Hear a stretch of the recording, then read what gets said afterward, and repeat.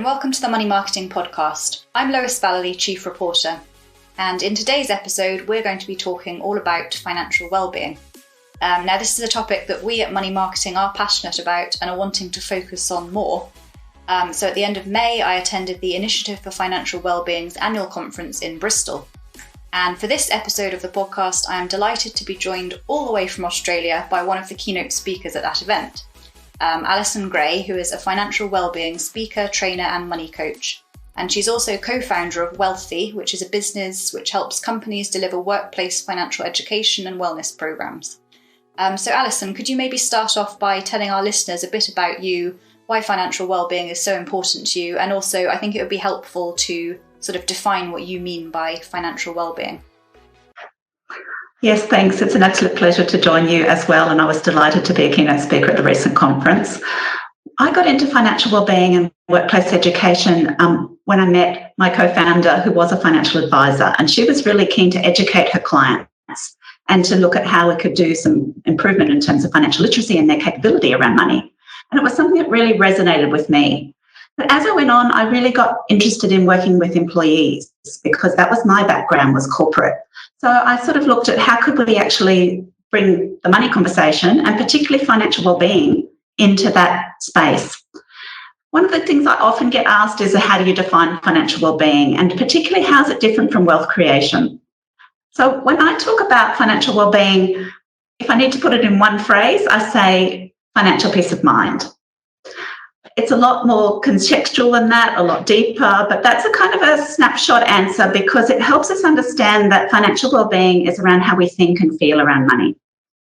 It does have something to do with, our financial situation, but it's also about how stressed we are around money, how relaxed, how confident we are about the future, those kinds of elements. The other thing that I think is really important for people to know about financial wellbeing is something that I bring up in many of my workshops is I talk about how it's connected to our other areas of wellbeing, our physical health, our mental and emotional health.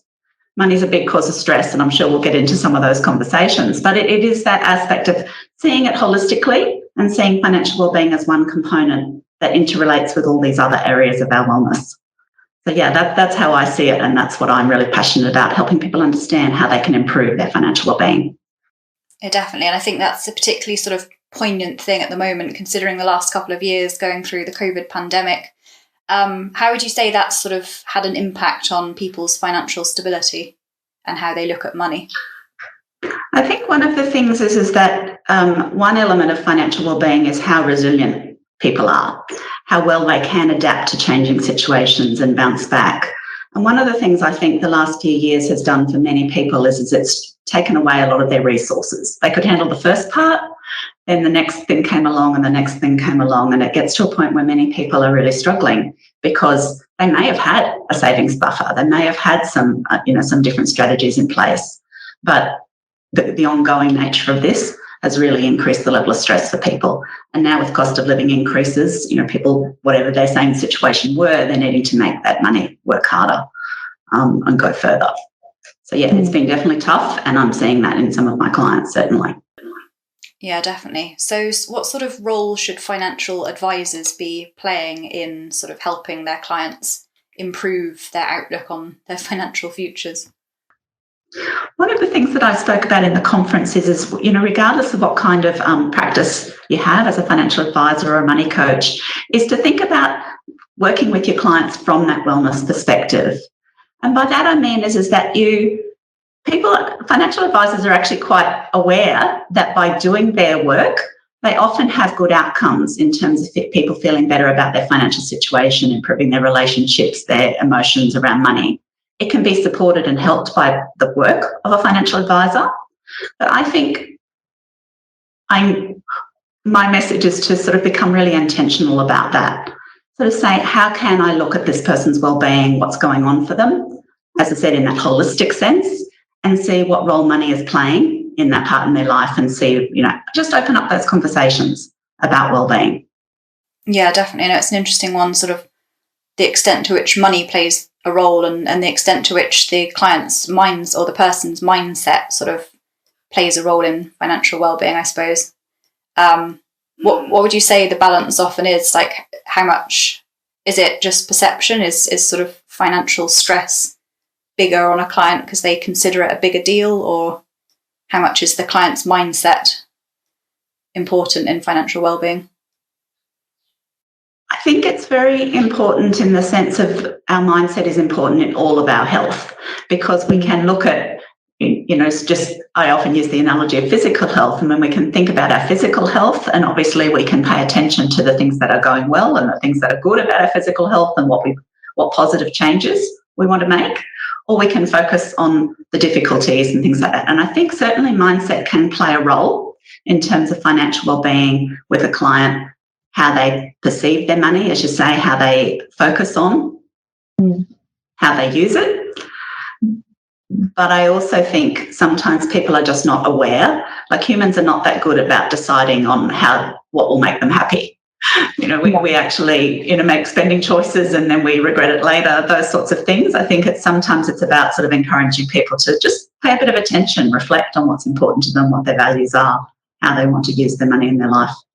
Yeah, definitely. One of the things I try to not do anymore is go into Waitrose for one thing and come out with sort of £50 worth of shopping and then regret it when I get home. But I think one of the other messages that I gave in my keynote is that our clients are humans. We all have emotions. We do spend emotionally at certain times. We're dealing with a lot in our life. Sometimes we're overwhelmed by all sorts of things going on that have nothing to do with money. And it's important, I think, that we, as professional support providers around finances, is to be aware of that and to give clients permission to talk about the emotions and to raise those things about not feeling embarrassed and ashamed about what you might have done. We all make mistakes, or we all do something that we regret later, but around having that open relationship that you can sort of give the client permission to raise these things, because then the advisor may be able to suggest resources or strategies, or tell people, maybe it's not the end of the world doing one thing. Sometimes people stress when they don't need to. That's the other aspect, I think. Sort of moving towards financial therapy, I suppose. Yeah, sort of. How do you get that balance? Because it's something that we've written about quite a bit. Sort of the balance between the role of a financial advisor. Sort of how far towards therapy do you think they can, or financial coaches, how far towards therapy do you think they should push it?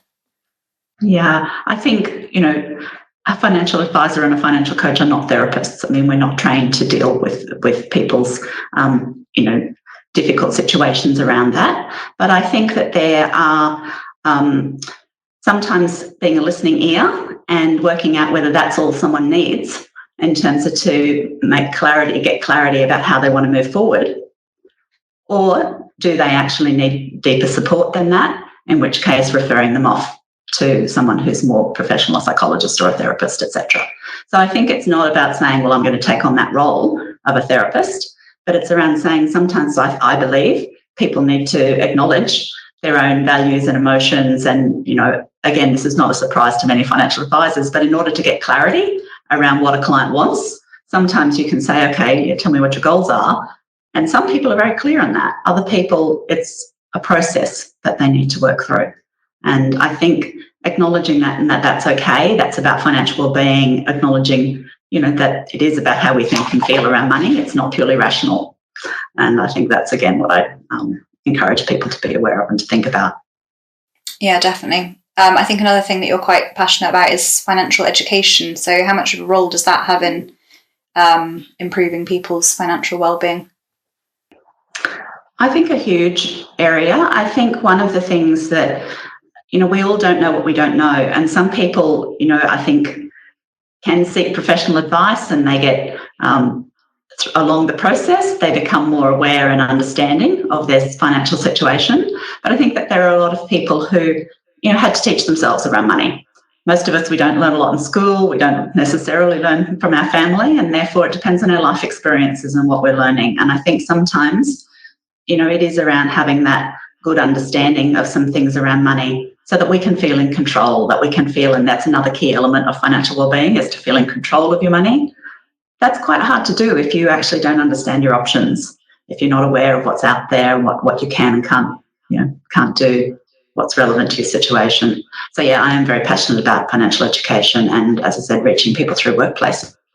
Yeah, I think that's a good one, because some concerns I have heard from some people is that financial education is all very well, but sometimes you can have sort of too much information out there, and although somebody might know that they shouldn't do something, as we were just talking about, they might still go and do it. So sort of how do you get the balance between advice and education, and sort of how do you get that education across to people as well? And I think probably workplace is a pretty good way of doing that. So just finally then, why was it important for you to get involved with something like the Initiative for Financial Wellbeing?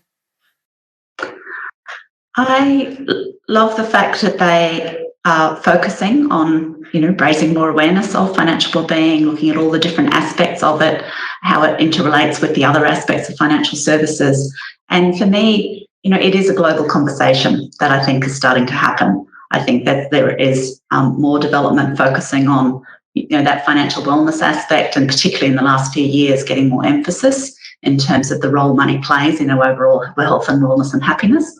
And I think from that perspective, having a conference where it brings people together to sort of focus on that and say, well, how does that work alongside all of our other professional support that is provided to clients? And yeah, as I said, I just really appreciate the fact that there is now building a coalition of people, a community of people who are passionate and interested in financial wellbeing, and just starting to have that conversation more broadly. Definitely, it's great. I do think it's a really important area. So thank you so much for joining me today, Alison. And I know it's probably after your working day there, so thank you even more. I've had a great time chatting to you. It's been really good to hear all about what you do and your thoughts on financial wellbeing. And to all our listeners, do please keep up to date with all our new podcast releases via Podbean, Apple Podcasts, Spotify, and anywhere else that you get your podcasts. You can also find all our new content published on Money Marketing on the website, as well as Twitter, LinkedIn, Facebook, and Instagram. And I will see you all again for our next podcast.